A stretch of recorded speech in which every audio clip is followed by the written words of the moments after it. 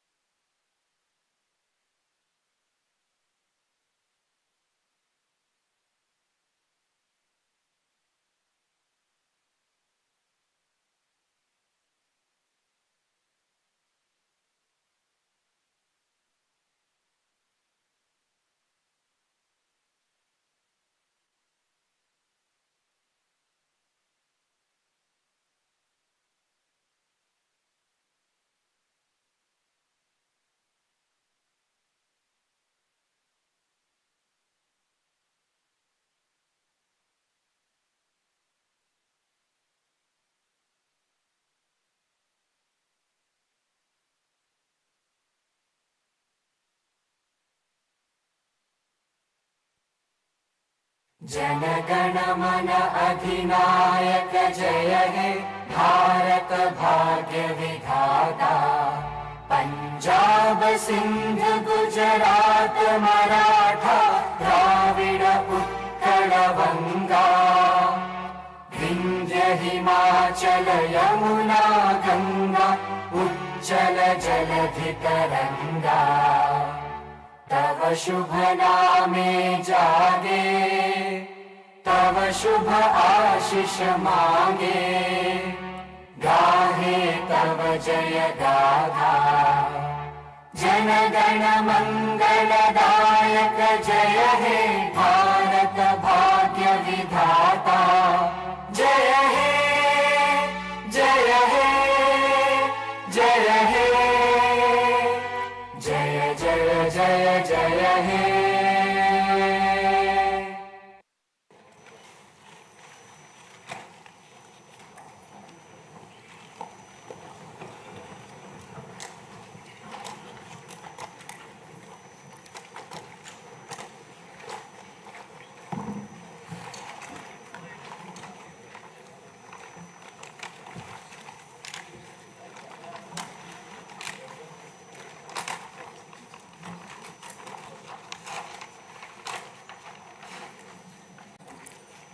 Honorable Chairman, Andhra Pradesh State Legislative Council, Honorable Speaker, Andhra Pradesh State Legislative Assembly, Honorable Members of the State Legislature, I am immensely pleased to welcome and congratulate the newly elected Honorable Members of the State Legislative Assembly and members of the Legislative Council to this joint session of the State Legislature being convened for the first time after the General Elections 2024. I would like to take this opportunity to commend the Andhra people's active participation in the electoral process. Their inspiration for change has been unambiguous. Now the responsibility of fulfilling their aspirations lies with all of you. Honorable members, you are aware that due to the supreme sacrifice of Amarajeevi Potti Sriramulu, Andhra Pradesh was formed as the first linguistic state on 1st October 1953 with Kurnool as capital. Thereafter, the state was recognized on 1st November 1956 and Telugu-speaking parts of Hyderabad state were made into the combined Andhra Pradesh with Hyderabad as capital. Accordingly, a lot of Telugu people moved to Hyderabad. Again, in June 2014, the people of Andhra Pradesh were forced to undergo another reorganization of their state, the most damaging experience of all.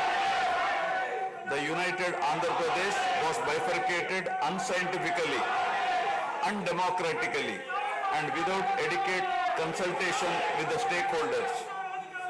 This has left an indelible mark on the minds of the people of the residual state of Andhra Pradesh. The turbulence caused due to multiple state reorganizations and the resultant disruptions have deprived Andhra people of a sustained long period development and progress. Today we stand at a juncture where the people have to again take up the task of rebuilding their state. As time has progressed, it has become evident that the Andhra Pradesh Reorganization Act 2014 does not compensate enough the residual Andhra Pradesh for the loss of prosperity and development opportunities. The state bifurcation has imposed an unprecedented strain on the economy of the state. There are patent inconsistencies in distribution of assets and liabilities, with 58.32% of combined state population. The unscientific bifurcation caused the state to inherit only 46% of the resources, financial loss on account of loss of Hyderabad city, disproportionate debt burden, loss of access to public institutions, loss of national institutions, Government of India PSUs, and institutions of higher learning, etc.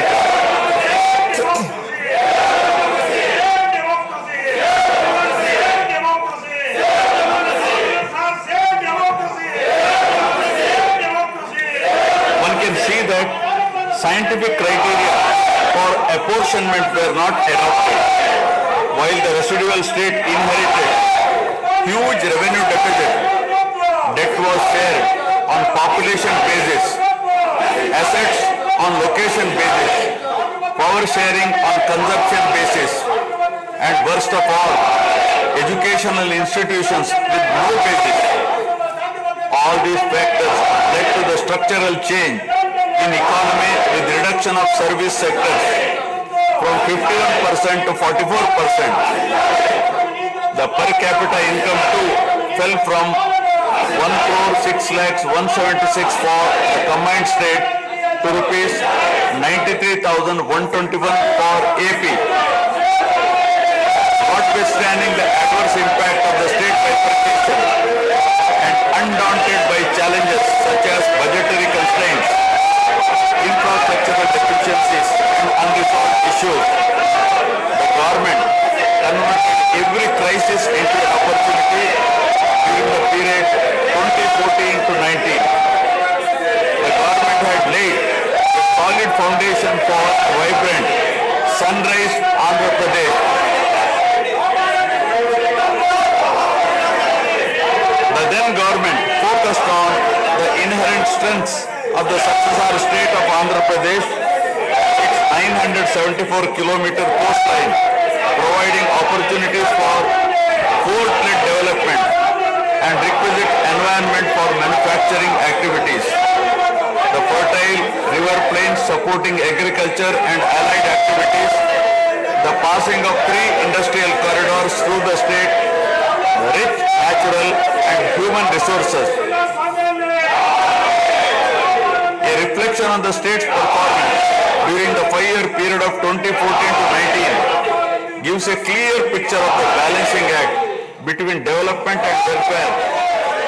Completion of prestigious Pattasima project by linking of rivers Godavari and Krishna in a short time of 1 year. Completion of 72% of Polavaram project so that it could be made fully operational by 2021. Prioritization of other irrigation projects, drought proofing measures, real-time governance, development of Amaravati region through land pooling, construction of new secretariat and legislature building are a few examples worthy of mention. All the milestones achieved during 2014 to 19 were possible because of the visionary leadership of Sri Nara Chandrababu Naidu, the Honorable Chief Minister of Andhra Pradesh.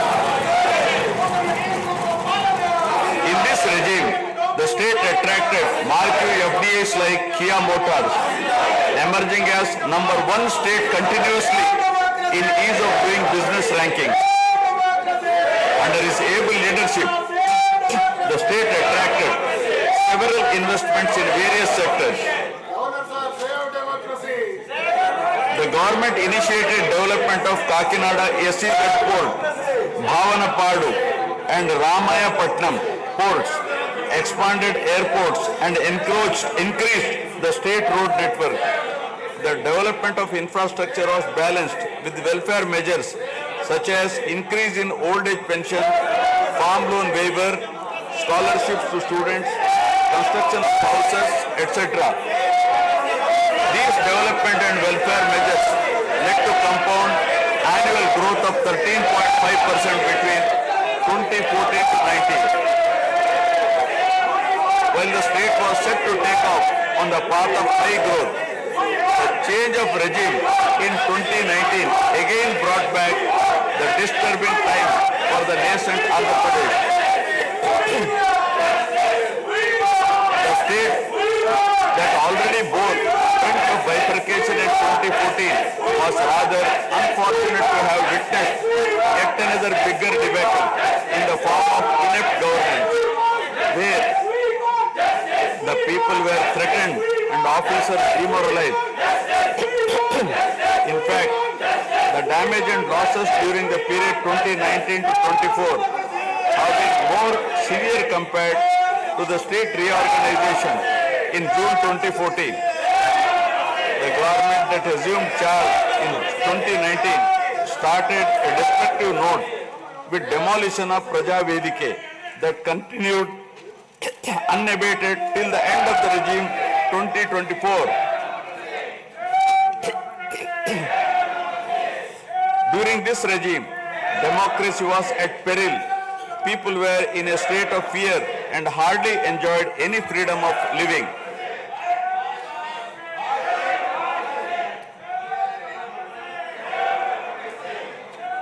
The regime revenge politics had severely hampered the state's prospects for prosperity and growth.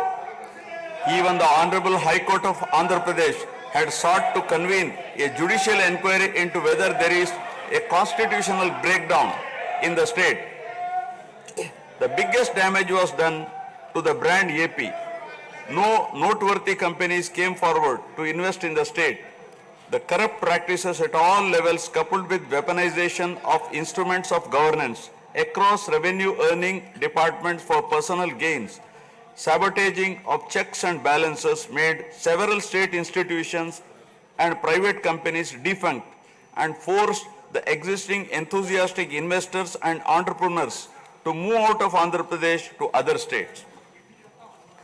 The uncertain environment which rocked the confidence of the people in general and investors in particular started showing impact on the state finances, leaving them in a mess. Fiscal prudence was abandoned. Expenditure was beyond means in spite of limited revenue growth, and debt and liabilities rose sharply. Financial management is manifested by diversion of funds, higher taxation despite high inflation, increase in power sector liabilities, neglect of capital expenditure, which eventually resulted in slowing down of the economy. The enormous gap in resources was sought to be met repeatedly by borrowings through corporations and forcing them to spend on government expenditure, and in the process weakening the corporations.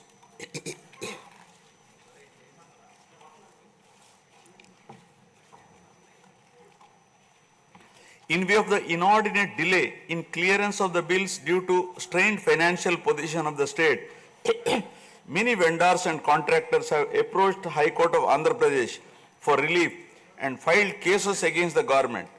About 25,000 cases have been filed for bill payments, which is unprecedented. The sheer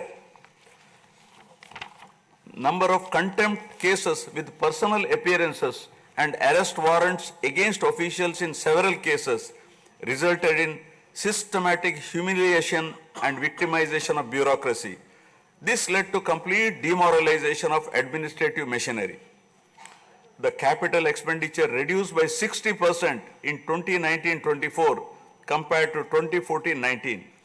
Departments such as water resources and transport, roads and buildings, which undertake substantial capital works, were left critically short of funds to carry out any works. The capital expenditure on water resources has reduced by 56%, and that on roads and buildings by an alarming 85% during this period.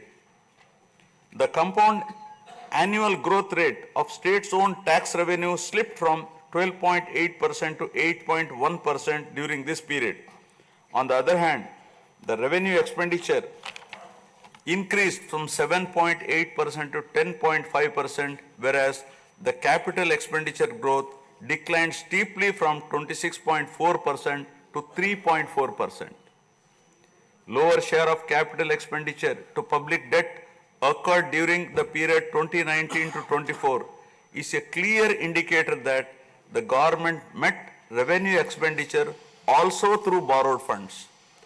The CAGR in per capita debt has been higher at 14%, while the CAGR in per capita income is only 9.7%. This reflects the fiscal profligacy of the previous regime as no capital formation took place. The Amaravati capital region, envisioned as the focal point of growth for the nascent state of Andhra Pradesh, was totally destroyed. With an attempt to scrap the Amaravati dream, the government confused the people with its malicious three capital cities idea under the guise of decentralized governance.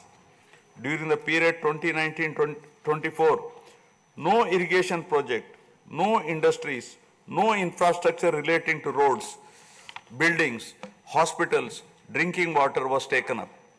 Cancellation of MOUs in energy sector and other infrastructure projects further demonstrated the negative attitude of the government. Such disastrous decisions, unmindful of consequences, have led to unrest amongst the youth and job aspirants. Prevalence of uncertain environment has eventually led the youth towards addiction of illegal substances, causing a drug menace. The mental unrest and agony were not limited to the geographical boundaries of the state. The Telugu speaking people all around the world were upset and demoralized by the uninspiring deeds of the government. They anxiously and desperately waited for a change in governance that would take them forward in the 21st century.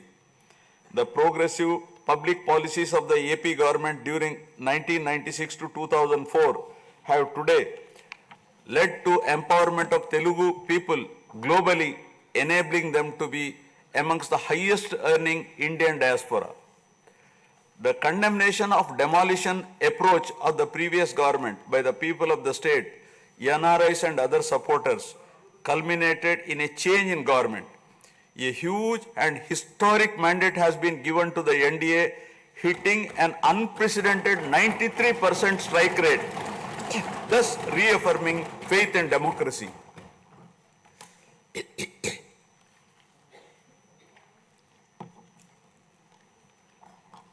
I sincerely congratulate the people of Andhra Pradesh for their wisdom in electing a government that discharges its duties with a futuristic view.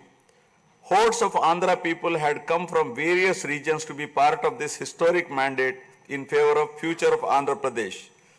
The new government has a perfect blend of fresh and experienced honorable members in the assembly.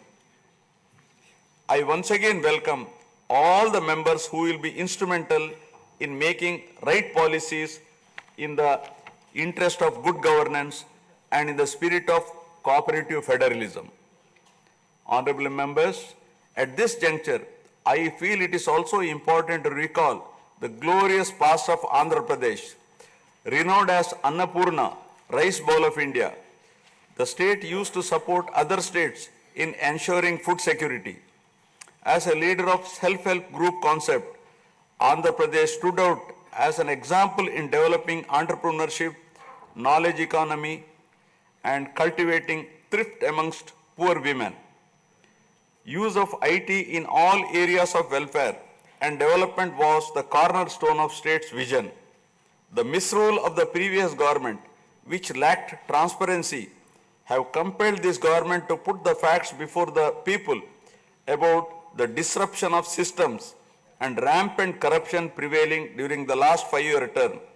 Accordingly, my government has released a series of white papers highlighting numerous discrepancies in fund utilization, misappropriation, resulting in huge loss to the state exchequer and the natural resources base of the state. I would present some of the key takeaways of the white papers. Completion of Polavaram, the lifeline of Andhra Pradesh, is of the highest priority. The Polavaram project has been completely derailed. Introduction of reverse tendering and cancelling the agreed contracts have caused an irreparable damage not only to the project but also to the concept of interlinking of rivers and irrigating every acre of land. Unilateral announcement of 3 capitals for the state resulting in 1,631 days of farmers' protest. Modification of jurisdiction of the Capital Region Development Authority to 6,993 square kilometers. Shelving preparation of regional master plans. Completing the land acquisition in only 191 acres are some of the events that halted the progress of CRDA. This led to a potential loss of about 7 lakh jobs and estimated loss of wealth of about rupees 2 lakh crore along with loss of investment and growth opportunities. Andhra Pradesh, which enjoyed the distinction of being the first state in the country to have introduced reforms in the power sector in 1990s, had achieved energy sufficiency from 1996 to 2004. After bifurcation, the state faced an energy deficit of 22.5 MU per day. Again, by bringing second generation's reforms in energy sector and promoting renewable energy, the state become energy surplus by 2018. The state has witnessed an irreparable damage in the recent past. State energy sector has also suffered huge losses due to the tune of rupees 1,29,503 crores during the period 2019 to 24. Misappropriation of natural resources such as land, mines and minerals and forests has been widespread. Land grabbing, misappropriation in allotment of house site pattas, violations in land allocation, assignment of land to ineligible beneficiaries, and Resurvey and AP Land Titling Act 2023 have completely eroded the confidence of the people during 2019-24. Put together, an amount of rupees 35,576 crore covering 1.75 lakh acres has been estimated as a loss, and the fundamental right of the people to own their property was affected. Looting of sand and mineral wealth is another area that resulted in huge loss to the exchequer and involved corruption. My government has initially estimated that an amount of rupees 19,000 crore has been lost due to illegal activities in these areas. Due to the unfriendly sand policy, 20 lakh construction workers have become unemployed. Due to the inefficient, inappropriate policy making and laxity in enforcement during the periods 2019-24, a cumulative loss to the tune of 9,750 crore has been incurred in mineral revenue. Huge damage has been done to environment. Smuggling of precious red sanders from forests has taken place with the revenue from the sale of red sanders dropping from rupees 1,623 crore in 2014-19 to rupees 441 crore in 2019-24. The destruction of mangrove forest land and Rishikonda Hill in Vishakhapatnam have also damaged the state's heritage and culture. The government misused law and order machinery during 2019-24 by harassing dissenting voices. There was rise in crime against women, children, atrocities on innocent people, especially the SC, STs and other vulnerable sections. The people lost faith in the government's ability to maintain rule of law.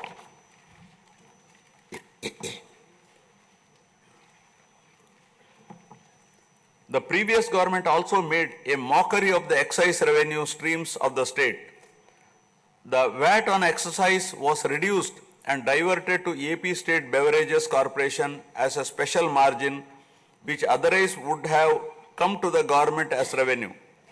The government levied the additional retail excise tax on the issue price of liquor sold by APSBCL and escrowed the same for repayment of loans taken by APSDC. While the APSBCL started supplying low quality liquor and introduced unknown brands at significantly higher rates, there was increase in black money due to smuggling of IMFL across the border districts. These policy practices have caused irreparable damage to the excise revenue streams of the state. As a result, it has become difficult for the new government to meet even the essential committed expenditure with the reduced revenue of the state. The overall debt has more than doubled in last 5 years, with huge outstanding payments of salaries and pensions, debt repayment for the debt burden of about 10 lakh crore, payments for the power sector dues, civil supplies and other liabilities has become challenging.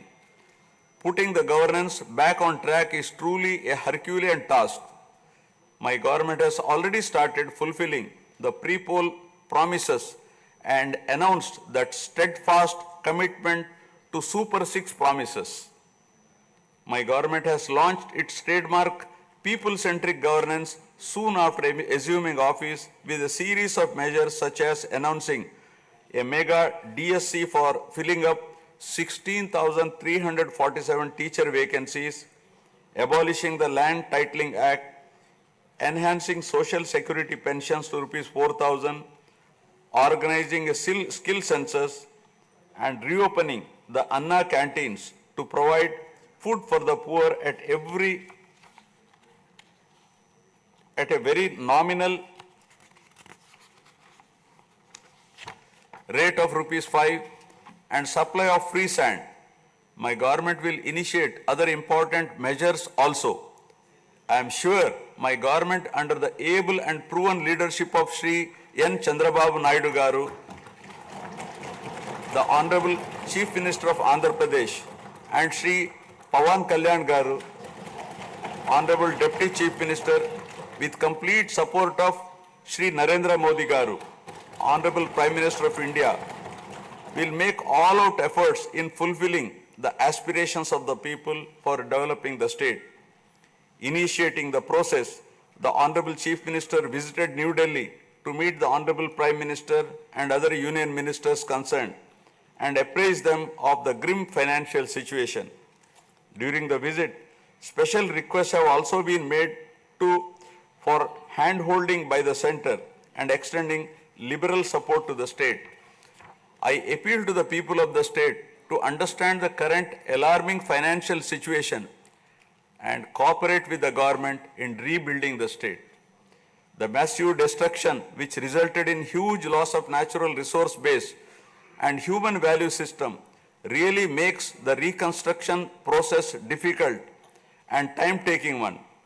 To assess the complete loss, plan for resource mobilization and development is a cumbersome task. It requires collective thinking, extensive discussions with intelligentsia and academicians to explore ways to overcome the current crisis. It also involves finding ways to restart the entire development ecosystem through short, medium and long-term plans in the light of the new development paradigm of Viksit Bharat at 2047. The extent of real damage done to Andhra Pradesh in the last 5 years had not come in public discourse thus far. The misgovernance from 2019 to 24 created a trust deficit with regulatory authorities and damaged the brand of AP amongst investors. The people now given a strong mandate to the NDA to rebuild the brand AP and regain the trust. Honorable members, usually winning elections and assuming responsibility is a happy event. But now we are meeting in different and difficult circumstances. Perhaps for the first time in the country, the members are not in a position to rejoice and have the means to meet people's aspirations immediately. Keeping this in view, my government is proposing to go for budget after meaningful deliberations. With several issues relating to state bifurcation remaining unresolved, my government has taken initiative and visited New Delhi to meet the concerned in union government, including Honorable Prime Minister and also Telangana government, with an intent to quickly find amicable solutions. The resolve shown by the 5 crore people of the state to reinstate democracy and elect people-friendly government with an unprecedented mandate is required to be appreciated yet again at this hour of crisis to help the state to rediscover its past glory. I would like to conclude my speech with the inspiring words of Swami Vivekananda. I quote,